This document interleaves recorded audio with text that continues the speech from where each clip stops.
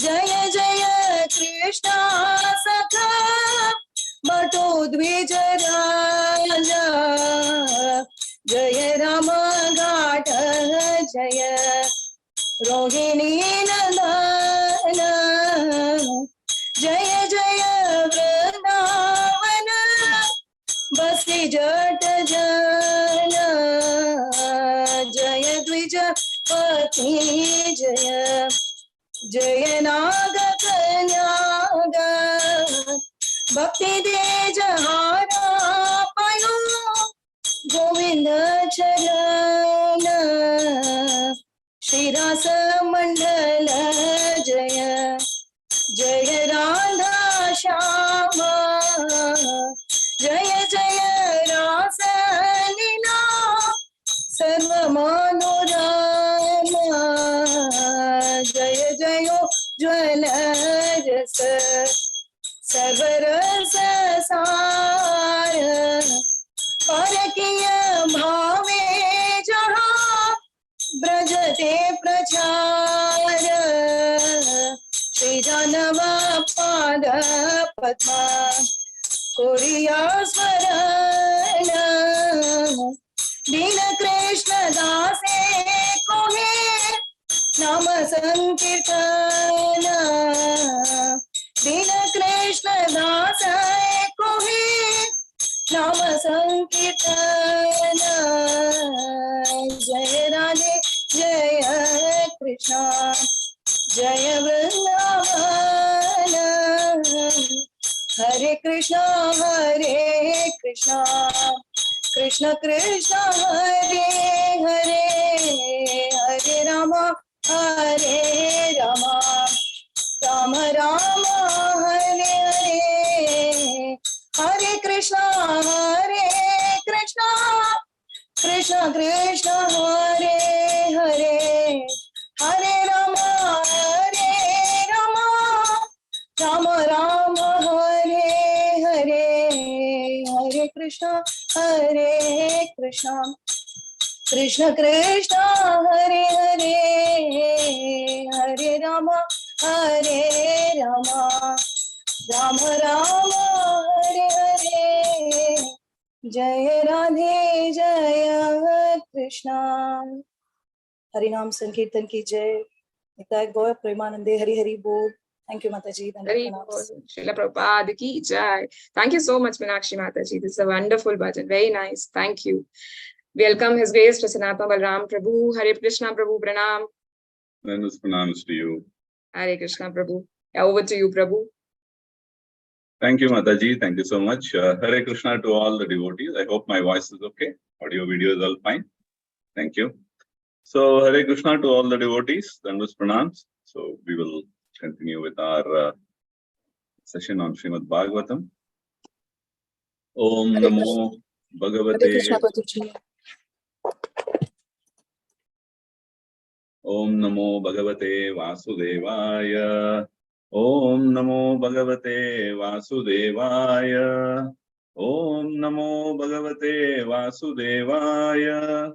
Narayanam Namaskritya Naram Chaiva Narodamam Devim Saraswatim Vyasam Tato Jaya Mudirayet Nashtaprayeshu Abhadreshu Nityam Bhagavata Sevaya Bhagavati Uttama Shloke Bhaktir Bhavati Naishtaki Mukam Karoti Vachalam Pangum Langayate Girim Yat Kripatam Aham Vande Shri Guru Dinatarinam Paramananda Madhavam Shri Chaitanya Ishwaram. Hare Krishna. So I'll just share the verses for today. So we are looking at 5 verses today. So we'll be doing verses from the 3rd canto of Shrimad Bhagavatam, chapter 4. Verses 6 to 10 is what we will try to cover for today. So I have shared. I hope you all can. Yes, I can see some raised hands. So thank you so much. So Mataji, if you, I'll just read this one shloka and then the rest the others can read. Adraksham ekam asinam Vichinvandayitam patim Sriniketam Saraswatyam Kritaketam Aketanam. So anybody wants to read the shloka? Hare Krishna. May I, Prabhuji? Yes, Mataji, please go ahead. Then was Thank you so pronounced much. to you. Adraksham ekam asinam vichinam visinam vishinvan dayitam patim Sriniketam saraswatyam kritva ketam aketanam. Hare Krishna. Thank you so much. Thank you so much, Mataji. So the translation by Srila Prabhupada, who would like to read this? Anusya Mataji. Translation Yes, by Srila Prabhupada. Thus following, I saw my patron and master, Lord Sri Krishna, sitting alone and deeply thinking, taking shelter on the bank of the river Saraswati, although he is the shelter of the goddess of fortune. Hare Krishna. Thank you so much. Hare Krishna. So thank you. And now we will look at the next verse also. Yes. 7th verse. Hare Krishna Prabhuji, Dhanvat Pranam. Then was pronounced to you, Mataji. Please go ahead. Shyamavadatam virajam prashantarunalocanam Yes. dobishchaturbhirtam ditam pitambarena cha. Thank you, Madam. Thank you, Prabhuji. Hare Krishna, Dhanvat Pranam. Hare Krishna. Thank you so much, Mataji. And the translation, who would like to read? Hare Krishna Prabhuji, Dandavat Pranam. Then was pronounced to you, Hare Krishna. Translation by His Divine Grace Srila Prabhupada ki Jai. Jai. The Lord's body is blackish but is eternal, full of bliss and knowledge, and very, very beautiful. His eyes are always peaceful, and they are reddish like the rising morning sun. I could immediately recognize him as the Supreme Personality of Godhead by his 4 hands, different symbolic representations, and yellow silk garments. Thank you, Prabhuji. Dandavat Pranam. Thank you, Mataji. Thank you so much. And now the 8th shloka also we will see. Who would like to do this? Santi Mataji. Hare Krishna, Prabhu. Hare Krishna. Prabhu, please, after you, Prabhu. Okay. Vama urau adhirishtriya Vama urvau adhirishtriya dakshinangri saroruham dakshinangri saroruham apashritar bhaktavat apashritar bhakhasvatham. Aparshritar bhaktavatam. Bhakhasvatam. Akrisham tyakta pipalam. Akrisham tyakta pipalam. Yeah, thank you, Mataji. And now the translation, who would like to read?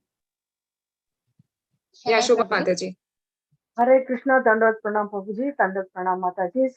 Srila Prabhupada ki Jai, translation of A.C. Bhaktivedanta Prabhupada. The Lord was sitting, taking rest against the young banyan tree, with his right lotus foot on his left thigh, and although he had left all household comforts, he looked quite cheerful in that posture. Hare Krishna, Dandavat Pranam, Haribol. Hare Krishna. Thank you so much. So the other 2 shlokas we will see later as we move on.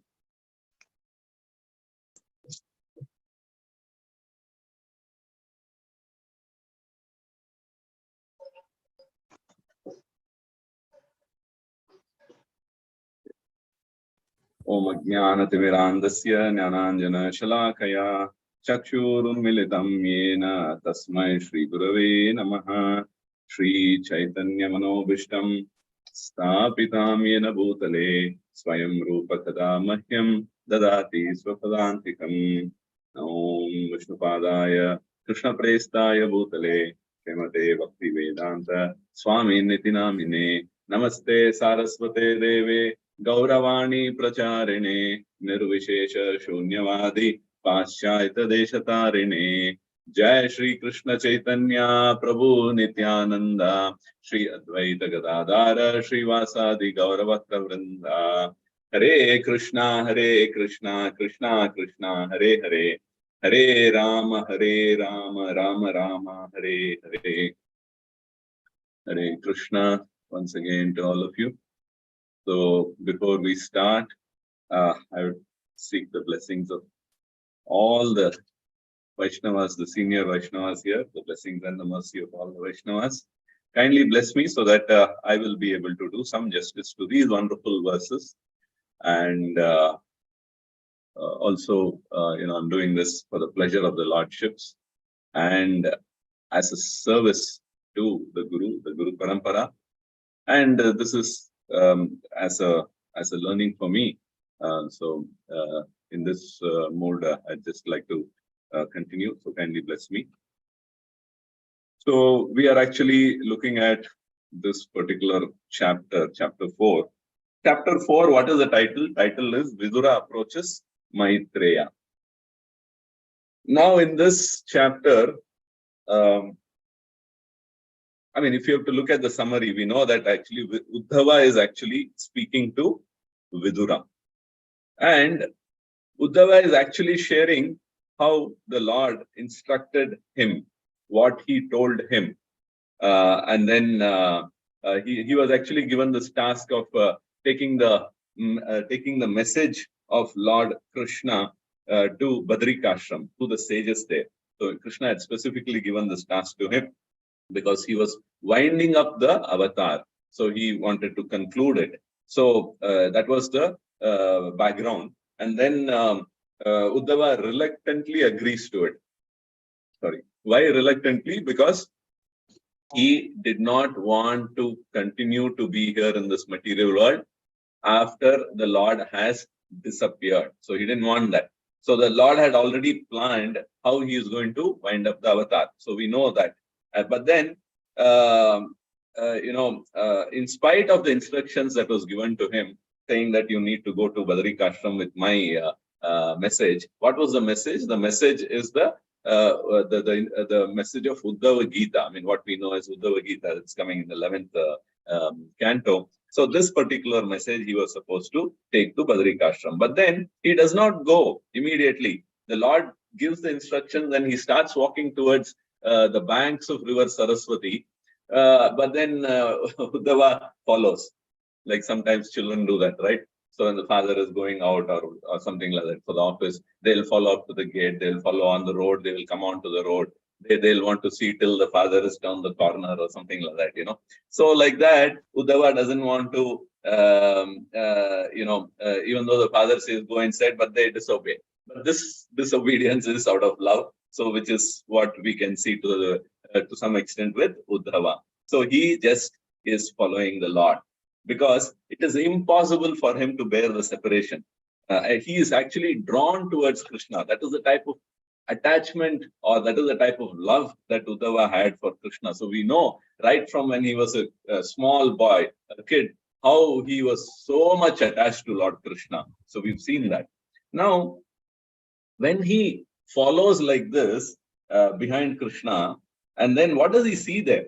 So he sees Krishna as taking shelter of a small banyan tree, and then which is on the banks of river Saraswati. So actually, the Lord goes to river Saraswati. He kind of freshens up. He sips a couple of handful of water. Maybe he just sips that, and then he sits on the against a tree, which is a Ashwatha tree.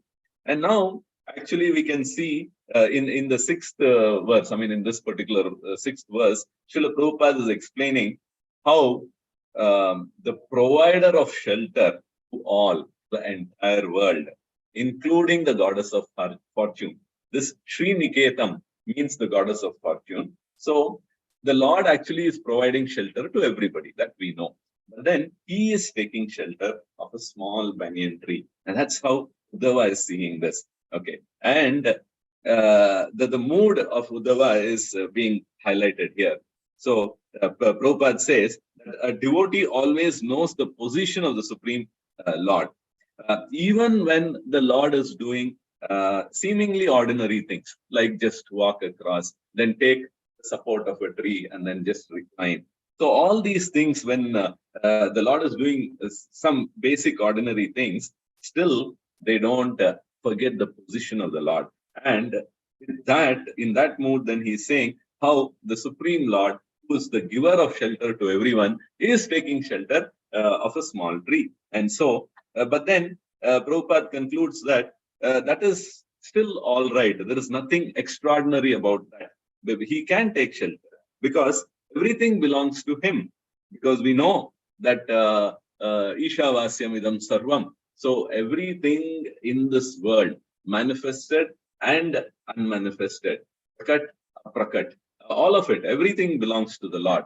I mean, the Lord means like he is the Nayak, or he is the owner of like this Akila Koti Brahmanda Nayaka, they say. So he is the head of all the Akila Koti Brahmandas. That is not only in the spiritual material world, but also everything in the spiritual world belongs to the Lord.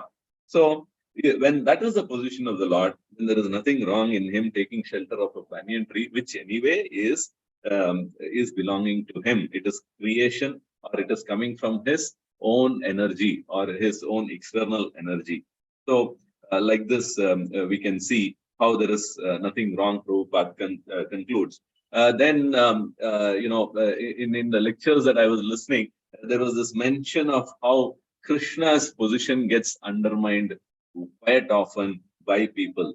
Take the example of the Lord being called as a butter thief. So, I mean, Makan Chor, yes, we call him lovingly as Makan Chor. But then actually he is not a chore, because everything belongs to the Lord only. The butter, the cow, the whole earth belongs to him. So everything in the earth is also his. So in that way, he is not actually gone and stolen butter from the neighbor's house. It is actually it is his own. I mean, he owns it, and then he took it from there. So this is and in that way they are saying that there is no fault. Anyway, it was his. But then what happens is the materially motivated people who are who are not Krishna conscious, or who are not trying to follow Krishna consciousness, or who are not spiritually inclined.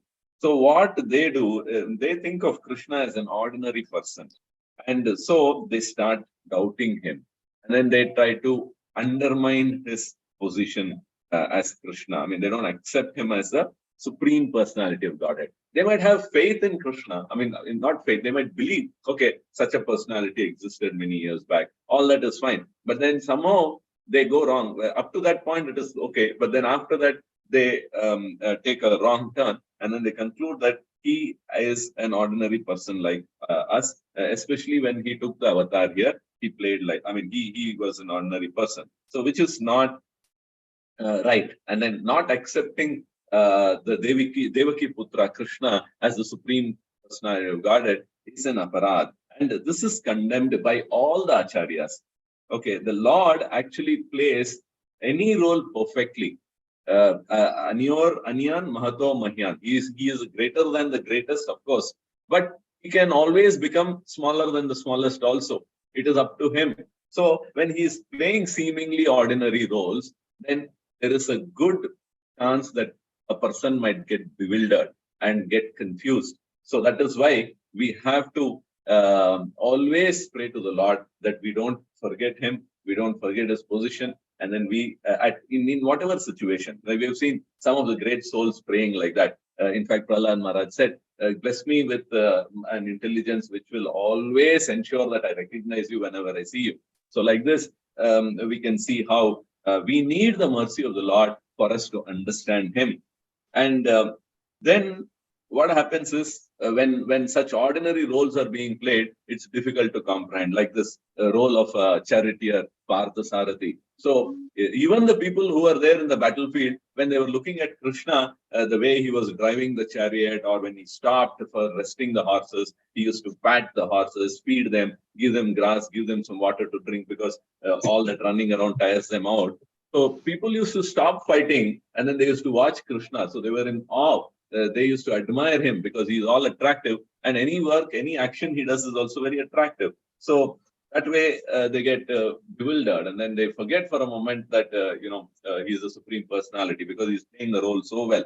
Likewise, when he was a kid in Vrindavan, a small boy, we know the famous Brahma Vimochan Leela, where Lord Brahma himself got bewildered and then he was misled. So this way we can see how the Lord can be, the position of the Lord gets compromised by not understanding the Leelas or not hearing the Leelas through the proper authority. Then if you look at the next shloka, Uddhava is saying that he is describing the Lord, the bodily features of the Lord here in this shloka. And then he says how he could immediately recognize the Lord by his symbols and garments in the complexion of the Lord, which is which we all know. The complexion is the black complexion of the Lord, and then the dress that he's wearing, pitambar, and then like that. With all this, he could actually recognize the Lord immediately with his four hands, and then other symbolic representations that are there on his chest or on his feet, and all of that. By seeing all of that, he could immediately recognize that it was the Lord. So now, when he sees the Lord, what is the Lord doing there? Actually, the Lord, in the 8th shloka, the next shloka, it is saying that he is relaxing. So now, the Lord is reclining against a banyan tree, and then he is relaxing. So the Lord was sitting, taking rest against a young banyan tree with his right lotus feet on his left thigh. And although he had left all household comforts, he looked quite cheerful in that posture. So here he's sitting, and then he was actually ready to leave this material world, to disappear, to move to another universe. Because, of course, like I said before, he is the master of all the Brahmandas put together. So he can move from, and his own free will, he moves from one place to another. He is not governed by anything, anybody, any rule, nothing governs him. But still he follows rules. That's another aspect. But then he is free to move. So here, the analogy that is given is how the Lord appears and disappears. The analogy that our acharyas have given is that of the sun. The sun, at any point, even now, right now, as we are speaking, the sun will be actually setting in one place. Yes or no? Yeah, because depending on the position of the country or the city, so it will experience the setting sun now. It will be experiencing, or the people who are living there are experiencing the sunset there. Whereas in another region of the world, they will be actually experiencing sunrise. So simultaneously, there is sunrise, there is sunset. So depending on the position of the observer. So like this, but then the sun is not moving anywhere. It is not doing any work. It is in its place with respect to the earth. It has not moved anywhere. But then it looks like it is setting in one place. It looks like it is rising in another place. So like that, the Lord is there, like the sun, as the analogy of the sun, if you take, he is present always. But then in some places he is winding up his Leela, in another place he is beginning his Leela, and so on and so forth. But then the Leelas are Nitya, and then it is continuous and keeps on happening. Now, for this, the Acharyas also say, instead of saying appearing and disappearing, they also use this word prakat and aprakat. So what is aprakat? Aprakat means unmanifested, and prakat means manifested. So with respect to our senses, with respect to our eyes or our senses, we can actually perceive the Lord, which is prakat, which is like he is manifested. So we are able to see him. And then he has become aprakat or unmanifested. So we cannot see him. But then the Lord continues to be there. In his aprakat nature, he continues to be in the same place where he was before as prakat. Because the Lord is everywhere, no? So if the Lord is everywhere, then it's not like he went away from here, so the Lord is not here, no. No. Even though the Lord has disappeared, still the Lord is there. But then he's there in the aprakat manifestation, or in the aprakat nature is being there. As aprakat, he is there. As unmanifested, he is there. So like this, the Acharyas are wonderfully explaining how the appearance of the Lord, the disappearance of the Lord by the analogy of the sun, and we can understand to some extent the position of Krishna or the potency of Krishna, and then how he is playing these leelas, and then he has decided to wind up in this case.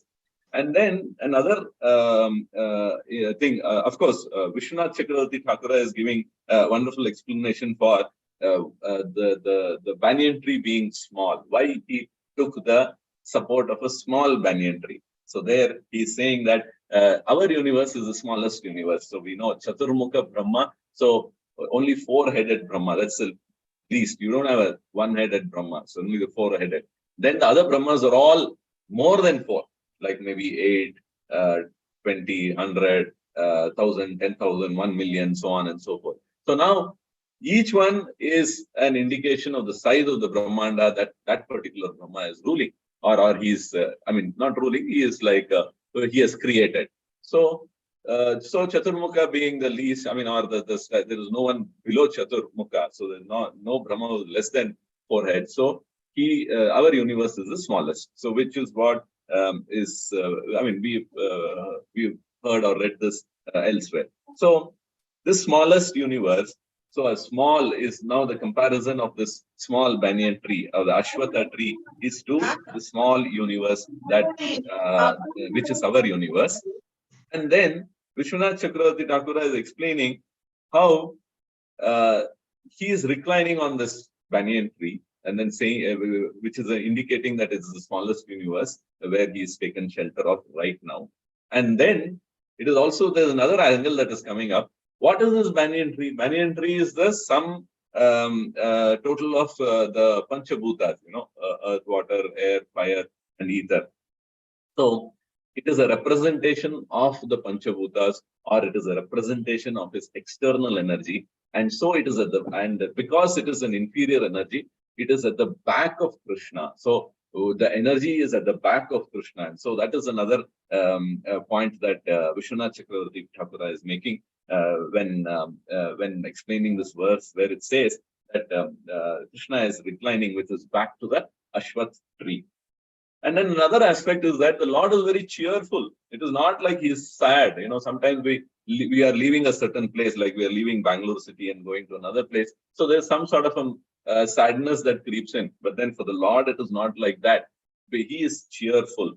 So when he is leaving, because unlike the Baddha Jivas, so if we have to leave the world, we know the pain that one experiences at the time of leaving the body is like 40,000 scorpions stinging and all of that. So but then so there's a lot of fear, there's a lot of anxiety, then there is a lot of pain, and so on and so forth. But here in this case, the Lord is cheerful because he knows that it is not finished, everything is not over, because from Prakat then he is going to become a Prakat. That's all. So he knows he's just leaving. It's like that. And then another aspect is that we know in the story that how he was hit by an arrow in the leg, and then he died. So some people conclude saying that he died because of his karma, which is wrong, because it is wrong understanding of the philosophy, and it becomes an aparad. Because the Lord has arranged for the annihilation of the Yadava clan or the dynasty. And then who are these Yadava people? They are actually very powerful Kshatriyas, or the ruling class, because they are all actually part and parcel of the Lord. So now naturally they are very powerful, right? But then they can't be vanquished by anyone. So Krishna knew that nobody could defeat the Yadavas. They were very powerful because they had the support or the ashraya of Krishna. And so they could not be killed or they could not be defeated. So the Lord actually orchestrated a certain leela whereby they ended up killing themselves. So if at all anybody could destroy them, it is they themselves and no one else. So nobody outside could touch them. So he made a leela where they ended up killing each other. And this we know. We know what is the leela that we are talking about. In fact, in one of the lectures, a very senior Vaishnava Acharya, he was saying how anything belonging to the Lord or belonging to Krishna is formidable. It is very strong. It cannot be shaken. It cannot be destroyed.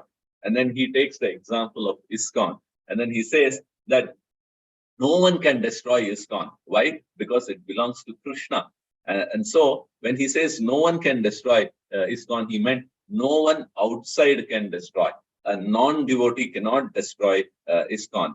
But ISKCON can crumble internally when devotees fight among themselves or they don't cooperate with each other in a very favorable way. If it becomes unfavorable to each other and all that, then the collapse can happen. Otherwise, it cannot happen. So this is a wonderful lesson that this speaker was bringing out when when he was taking the reference of how the Yadus were very powerful because they were because it is associated with Krishna. So this is a nice lesson for all of us that nothing will happen to Krishna, to ISKCON. It's very nice to know that. But then it can crumble if the devotees are people practicing devotees who are part of ISKCON. And then if in case we don't play our roles properly and then we don't cooperate well, then it can bring about the downfall of ISKCON. So that's one aspect. And then another thing is that we know that Krishna's body is spiritual. He went, when he left, then he left with his body. It was not like a regular passing away of ordinary human beings, where the body is still there, but only the soul goes. But here, the entire body, soul, everything, there's no body and soul difference. Everything is spiritual. So the Lord went with the same body that he was seen in. So this is another proof that it's not a material body like how some of the Mayavadis think, because some of them conclude that the Lord actually takes a material body. So no, it is not like that. Even in it looks like it is a material body, but actually it's a spiritual body. So, but then by his mercy, it has become prakat, or it has become manifested. So the people who were there at that point could see Krishna and they could talk to him, they could eat with him, they could chat with him, they could have various types of interactions. So this is another point which points out to the fact that he is not an ordinary person. And then what else do we see? So people, sometimes they say that he left due to his karma because of the war that he created, where so many people were killed and all of that sort. So many reasons are there, which people quote, and then they'll say that it is all because of his karma that he had to die with an arrow shot at his leg and so on and so forth, because they are thinking him to be an ordinary person. But we have to understand that there is no karma for Lord. Whatever activities he does, they are all leelas. And they are all divine. Janma karma chame divyam. Everything is divine. The Lord can't do anything wrong, or there is nothing like the Lord did something wrong or he did a mistake. That mistake and all that is for us, because we as Baddha Jivas, we are always making mistakes. That's why they say to err is human. So if there is erring, that means it is human. So if it is not, then it is divine. Or the saying goes like, to err is human, to forgive is divine. So that's the nature of human beings, and that's the nature of the Lord.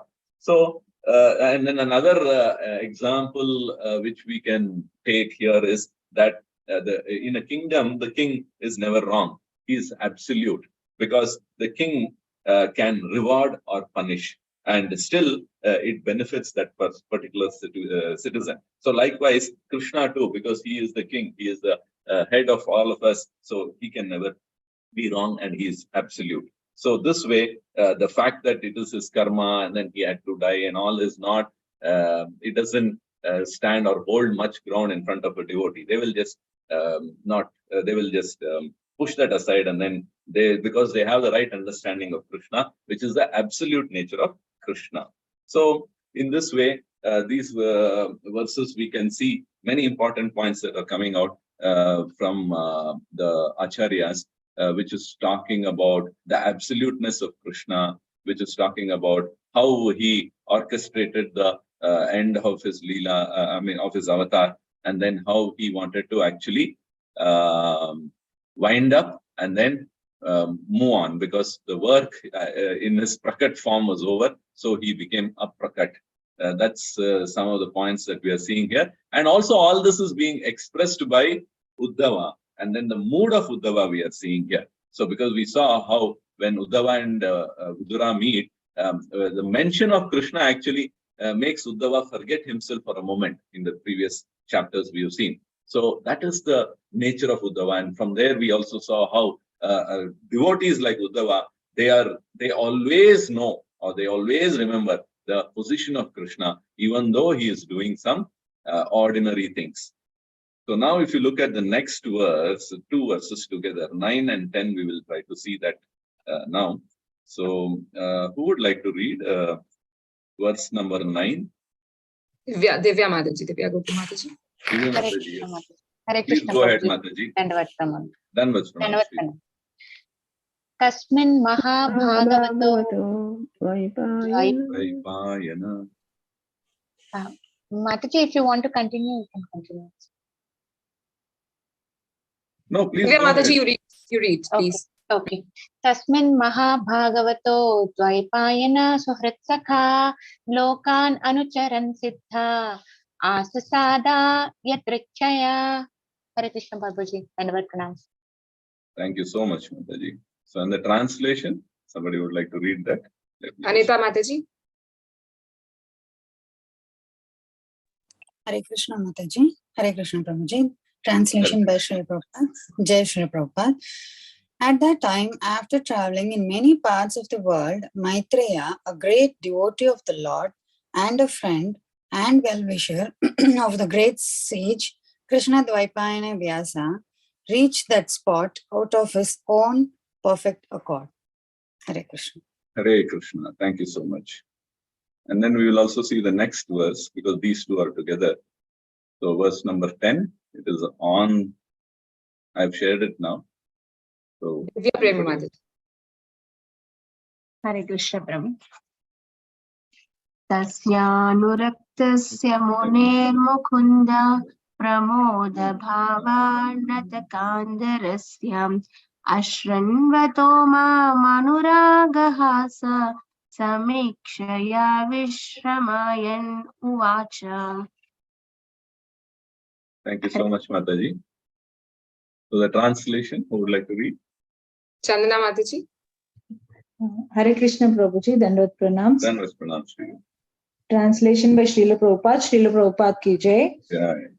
Maitreya Muni was greatly attached to him, the Lord, and he was listening in a pleasing attitude with his shoulder lowered. With a smile and a particular glance upon me, having allowed me to rest, the Lord spoke as follows. Thank you, Prabhuji.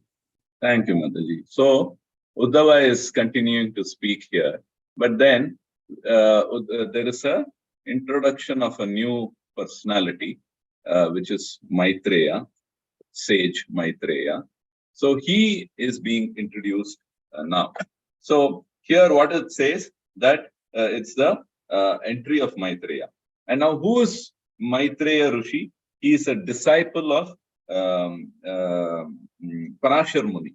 And then, so actually Vedavyas, we know Vedavyas is son of Parashar Muni. So Maitreya Rishi and Vedavyas, they are all like contemporaries. They are all like batchmates, we can say, from the same, under the shelter of Parashar Muni. They all had their schooling together probably. So they are friends. And actually Vidura is elder to Uddhava. Now we know that Vidura is actually seeking information about Uddhava, about Krishna from Uddhava. But somehow Uddhava feels that he is not qualified to speak to Vidura. So he actually wants to give this opportunity to Maitreya, because Maitreya, according to him, is more qualified. What do we mean by more qualified? Is he is elder to Vidura, because we know Vyasadeva means then he is he is one or two generations above Vidura. So which means that contemporary of Vyasadeva means he is in that position where he is a senior person, Maitreya, compared to Vidura. Whereas Uddhava is he is actually junior, he is younger than Vidura. So he didn't want to speak or give instructions or any of those things he didn't want to do. So that is why now the personality of Maitreya is coming in. But then in these two shlokas, if you see, there is actually a little bit of a controversy here. Not controversy, like it's an opposite is being pointed out here. What is that? We will try to see, and then we'll see how we can reconcile that. So Maitreya is actually a learned scholar. We saw that, but it says here that he was not a pure devotee of the Lord on the level of Uddhava. So with respect to devotion, Uddhava was in a higher position compared to Maitreya. Then how do we understand this? We can understand this because it is mentioned how the Lord is seeing Uddhava and addressing or speaking to him, while Maitreya is listening humbly, because the Lord is actually seeing Uddhava and then addressing him and speaking. Even though the Lord knew that Maitreya is there, even though the Lord knew that both of them are my devotees, but then the Lord actually is, it looks like he is being a little more favorable to Uddhava than to Maitreya. So, but then, however, Maitreya continues to listen humbly. So, and then it is also mentioned that Maitreya came out of his own accord. So it is by chance that he landed up there at the right time. So now that is another contradiction, because there is nothing like by chance, right? We know everything is because of it's preordained, or however you want to see it. But then in this case, it is said that it is by chance. And for that, Srila Prabhupada is making the reference that it is because of the Ajnata Sukruti that, or some unknown devotional benefit, devotional service benefit that Maitreya Rishi had. So probably in this Janma of Maitreya Rishis, or in the previous Janmas, in the previous births, some Ajnata Sukruti, something that he had done with respect to devotional service, and thereby that brought him here to the point where he could see both Uddhava and Krishna, and the conversation that ensured there was also heard by him. So, but then Prabhupada says that for pure devotees, it is not like that. The Lord manages such meetings, or such situations are created by the Lord himself. Whereas here, it was not created by the Lord, but it was his own Sukruti which brought him there. So we have, in one sense now, we might think like, so see, Maitreya Rishi is a very exalted personality. In fact, moving forward, there are I think nearly 2 cantos of discussions that happen where Maitreya Rishi is actually narrating to Vidura. So he has a very prominent place in the Shrimad Bhagvatam also. But then we might think that, we also have come because of Ajnata Sukruti. No, that's not the point, how it has to be understood. Because for us, it is not even Ajnata Sukruti. We don't even deserve that. It is because of the mercy of the, or the Kripa Siddhi. That is what has brought us to Krishna, or brought us to the Srimad Bhagavatam, brought us into ISKCON, and so on and so forth. This is due to the mercy of others. We had, or we have no qualification to see the Lord, to associate with the Lord, or any of those things, or to serve the Lord, etc. We don't have anything. But then because of the mercy, we are given some opportunity, and then we try to do certain seva to the Lord and all that. But otherwise, this Ajnata Sukruti is also not there. But then, even a Jnani, because Maitreya Rishi is here described as a Jnani. So even a Jnani can't actually understand the Lord. It is told here that it is by chance, due to some Sukruti, he is there. Then for us, definitely, even that is not there, because we are so much more fallen than Maitreya Rishi, right? So we don't even have that. It is only because of the mercy or the kripa. So something that we don't deserve, we have been given that. We have been put in a position where we are able to hear, speak, do some seva, etc., etc. But then, even though we don't qualify in any way, but then we are given an opportunity. That is because of the parampara in between, of the senior Vaishnavas, the Guru Parampara, all of them together, because they are so merciful that even though we don't have any qualification, we've been given a chance. So this is an aspect that is that came out very well in a particular lecture on these 2 shlokas. And then there the Acharya also concluded that for a pure devotee, it is natural to meet the Lord, whereas for others, it is only by chance due to past Sukruti. And for us, both of them are not there. It is because of the mercy of the devotee, other devotee. Okay. And then the Lord is actually only addressing Uddhava. Now this looks like some amount of partiality, right? So if there are two people and then if you end up speaking to only one person, it looks like the other person is not welcome, right? So like that it looks. But then we also know that the Lord is actually equal to everyone. Samoham sarva bhuteshu, because the Lord says that I am equal to everyone, 9.29. But then here we see that there is no samoham, there is no sama with the Lord. He is actually doing, he is favorable to Uddhava when compared to Maitreya.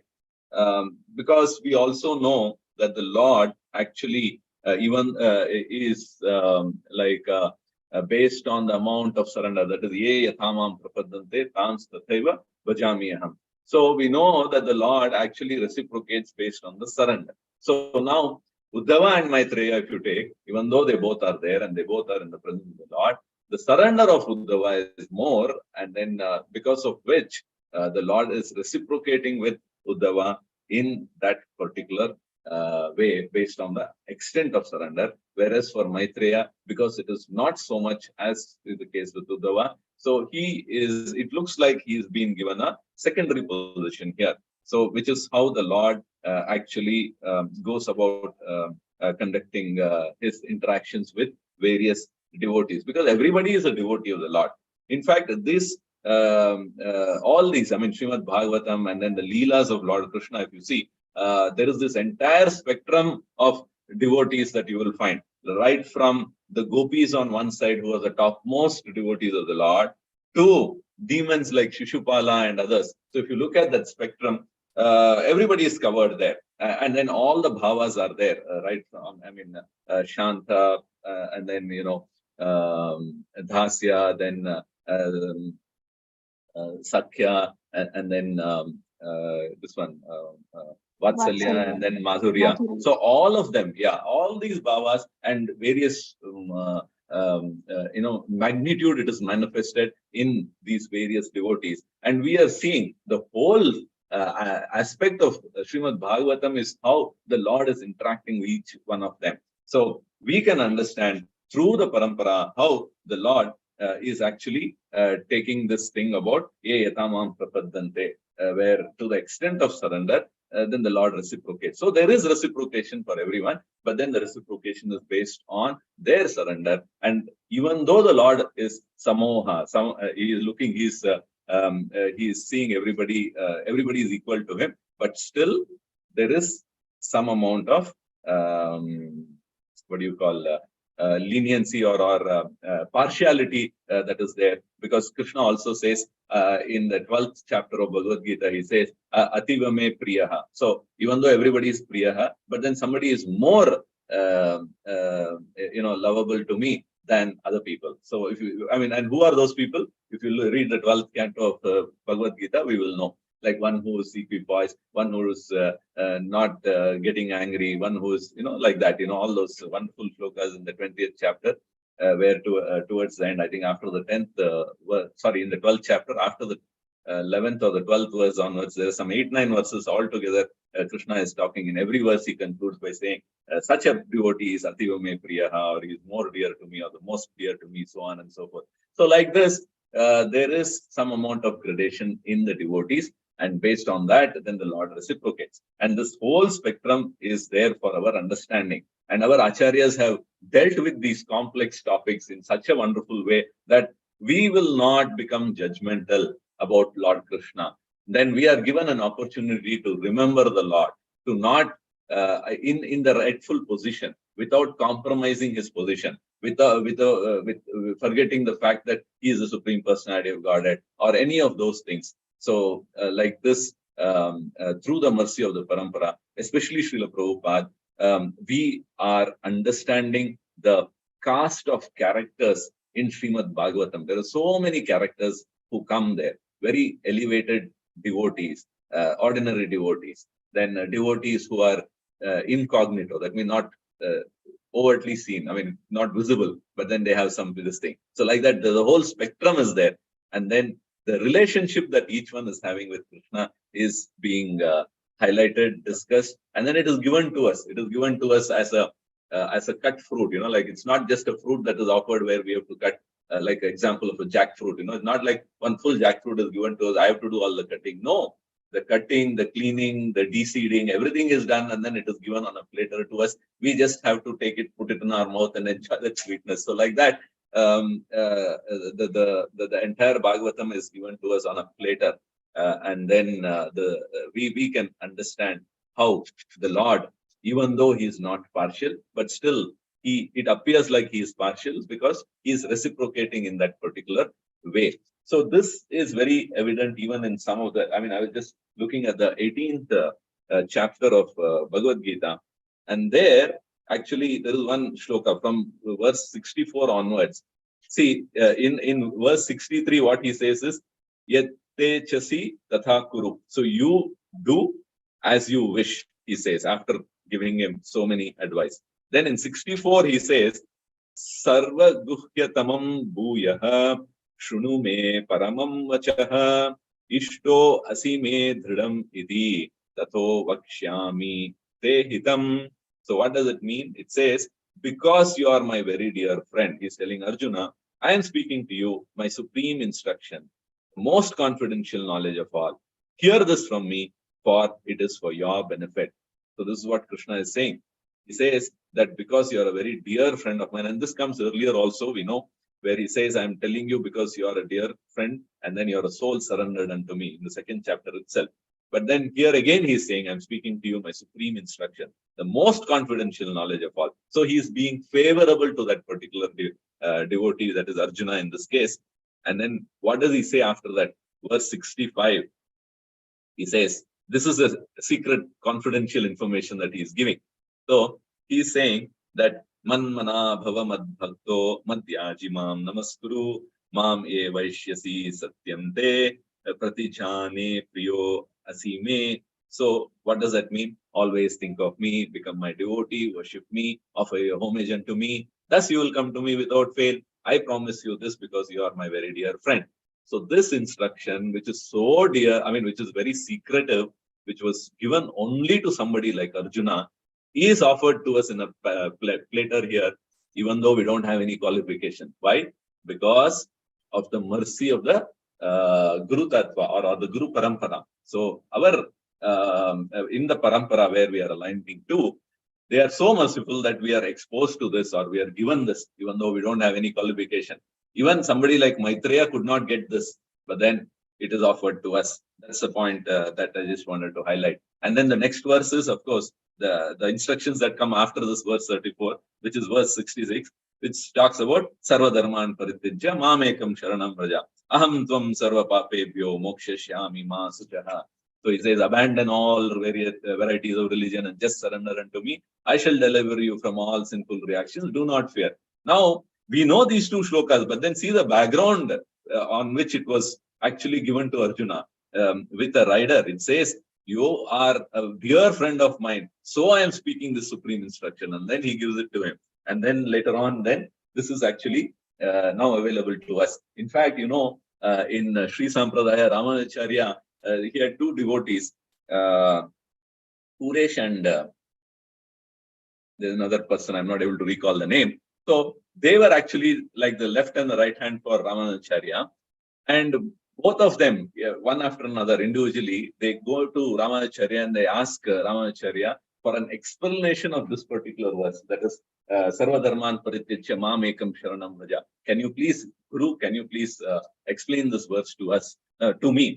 First, probably Puresh goes, and then the other person. So, but then why I'm taking this example is, both of them are given different kind of instructions. So for one, Ramanacharya says, that you go and then learn this from somebody else. There's another guru or another senior Vaishnava reference he gives. You go and serve him, and then we will see. And then serve him for, I think, 6 months or something like that. For another person, then he says, no, you go and then do menial service in the house of an ordinary, like one of the daughters of the of a disciple of I think it is Mahapurn. Yeah, Mahapurn's daughter is married to another village where she is leading a regular household life. So he is made to go there, and then he is made to do menial service there without revealing his identity.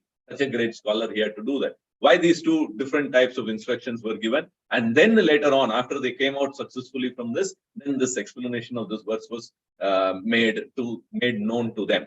The Manmana Bhava Mad Bhakto. I mean, sorry, this one. Sarva Dharman Parititya Mam Ekam Sharanam Vraja. So that was told to them.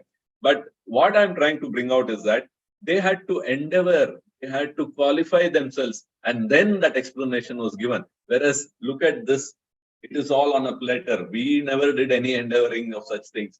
We don't even realize that we are not qualified. Then those instructions, which are so confidential, is made available to us. So even though the Lord is Samoham, but then he is not Samoham with respect to devotees. But then our acharyas are even one step ahead of that. So even though we don't have any qualification, we don't deserve anything, still everything is given to us. So that is why being aligned to Chaitanya Mahaprabhu's movement, being aligned to ISKCON, there is so much of benefit that we get.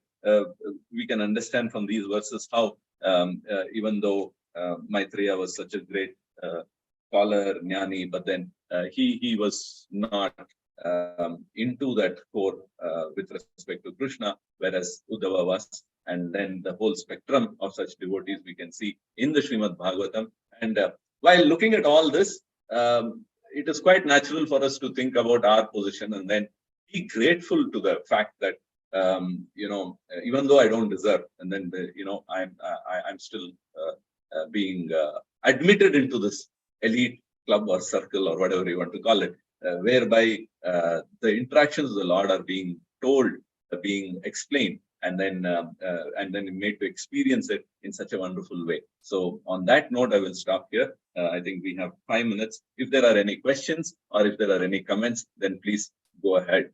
Hare Krishna. Thank you so much. Hare Krishna. Thank you so much, Prabhu. Thank you. Yeah, I think Anusuya Mataji wants to ask something. Yeah, Mataji. Hare Krishna, Prabhuji. Hare Krishna. As usual, it is a wonderful session, Prabhu. This Vidura, Maitreya, Uddhava. We were talking about this. I just lost that thing, Prabhu. So when Maitreya enters, he will continue the conversation. Like you were telling, the qualified means here it is the age. Like yes. Yes. Prabhu. See, actually, I'll just try to explain it a little bit because we covered all this earlier, so I didn't go into detail. See, what happens is Maitreya is actually, Vidura and Uddhava are meeting, and when they are meeting, then this narration is being told. So, in this narration, the conclusion is that Uddhava says, go and meet Maitreya, and then he will speak on the topic of Krishna. So he didn't want to say that I cannot speak or I'm not qualified or anything.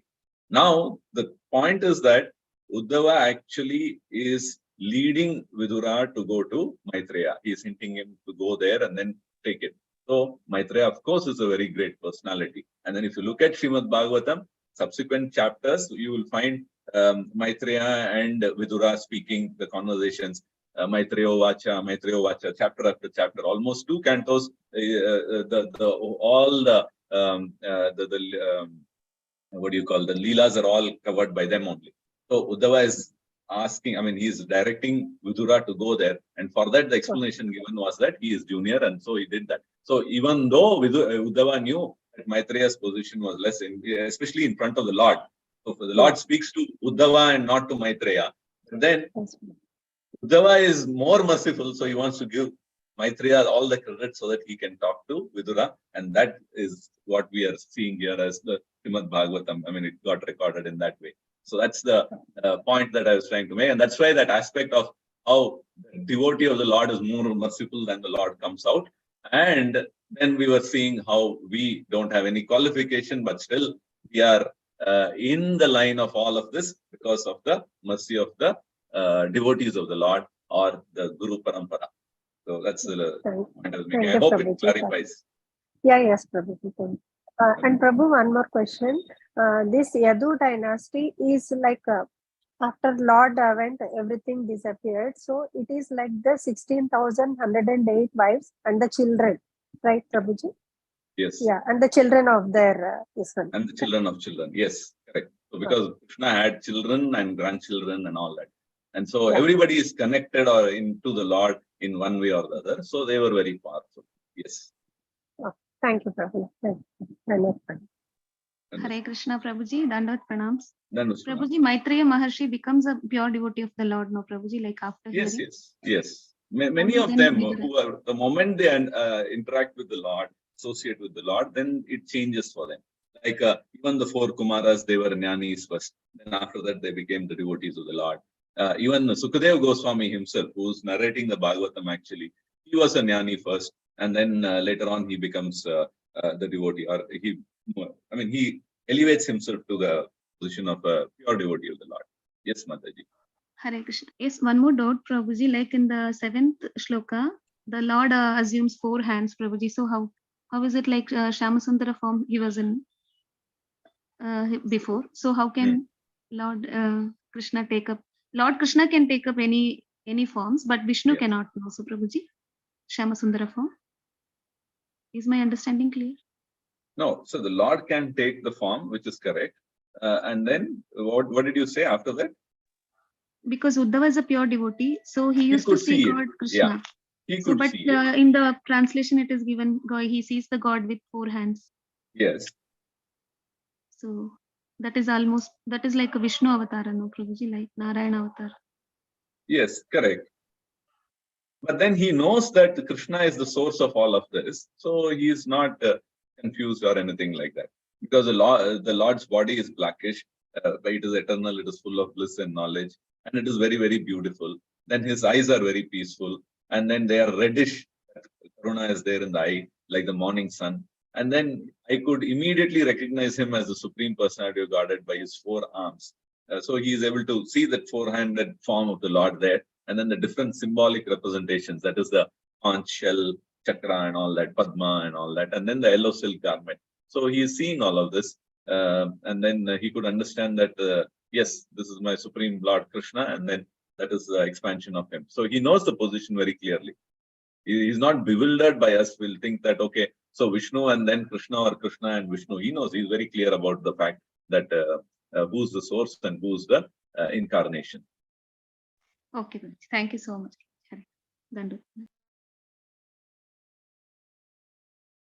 Yeah, Divya Prem Radhika Mataji. She has raised the hand. Yeah, but there is same question what Sumana. Okay, Mataji. Chintamani Prem. In fact, this 4-handed form and all that, it might look a little confusing, but we'll have to just understand it as prakat and aprakat. And for some people, it is prakat in that way, and some people it is aprakat, and so on and so forth.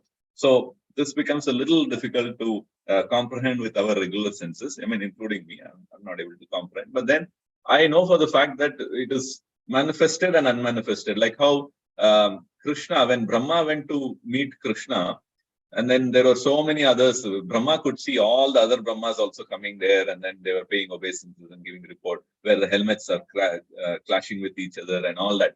So in that Leela, it was only our 4-headed Brahma who could see that, whereas the others could not. So now, for our Brahma, it was prakat in a certain way, and for the others, it remained aprakat. They couldn't see each other. So this looks a little complicated. So, so Krishna can be there, but then it can be seen in various ways by various people. So that is one extreme for Brahma. And then for ordinary people also, we can easily understand how some people accept him as a Supreme Lord, somebody accept him as an ordinary person. So fools deride me when I take the form in this material world and all that we have seen. So it is just that the Lord has everything in him, but then we are not able to see everything like that. And then we have these gradations because our mind is conditioned like that. So the moment we are able to step out of this kind of conditioning, then everything looks, like how they said here, no? He can take the shelter of that banyan tree. What is wrong in that? There is nothing wrong. It is quite natural and ordinary for him to take because he owns everything, and he is, even though he is the giver of the shelter, he can take shelter. So there's nothing contradictory there. So that's the bhava of Uddhava that we are trying to understand and I'm trying to explain. So I hope it clarifies. I don't know. Yes, Prabhuji. Chintamani Thank you Prabhu. so much. Hare Krishna, Prabhuji. Hare Krishna. Yes, Prabhu. Prabhuji, Krishna's appearance and disappearance both are auspicious. We learn, and he also give an example about sunrise and sunset. Sunrise to someone will be sunrise to sunset of someone will be sunrise to somebody, right? So it's both auspicious. But we learn in the first canto, in the last few chapters, when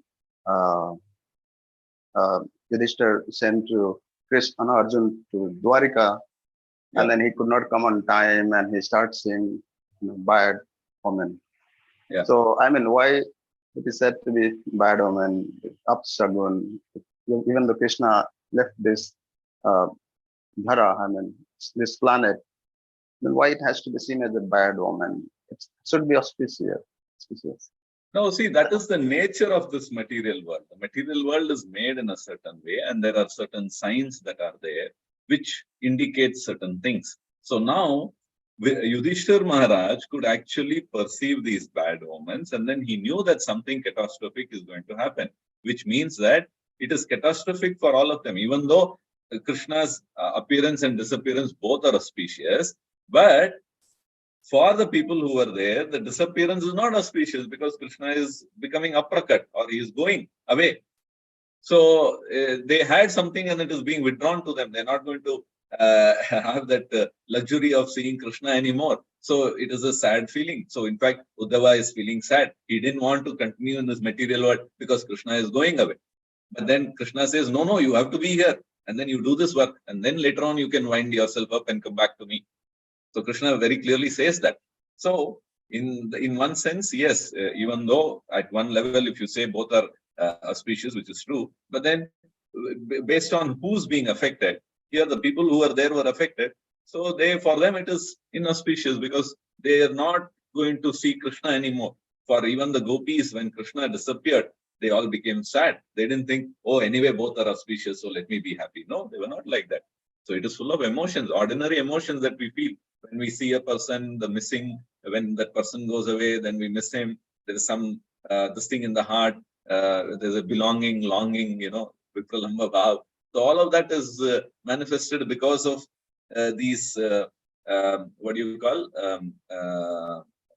dichotomy. I mean, like the two extremes, like happiness, sadness, all of that is there. Even in the spiritual world, even though everything is auspicious, even though we say everything is joyful, Satchit and Ananda, all that is there. But still, even in that place where it is Ananda, they are feeling sad because Krishna went away and all that. So this is how we have to understand it. Thank you, Prabhuji. I hope, it clarified. I don't know. Yes, Prabhuji. I mean, if someone is, going to the Vaikuntha, but for us, it's like, he's going away and people will be crying in the family. Yes. But he's going for the good sake. Yeah. Thank you. Hare Krishna. Prabhu, last question. Anita Mataji has raised her hand. Anita Mataji, are you there? Okay, yeah. So thank you for the excellent class, Prabhuji. Very nice. So we'll end the session here with the Vaishnava Pranam Mantra. Yes. Yeah, Prabhu. Pancha kalpatarubhyascha kripa sindhubhyeva patitanam pavanebhyo vaishnavebhyo namo namaha. Ananta Koti Vaishnava ki jai. Nitai Gaur Premanande. Thank you so much for giving me Thank this you, opportunity. Prabhuji. Thank you, Prabhuji. Hare Krishna. Thank you so much, Prabhuji. Dandavat pranam. Hare Krishna. Thank you, Prabhuji. Dandavat pranam. Hare Krishna. Thank Shall I you. end the session, Prabhu?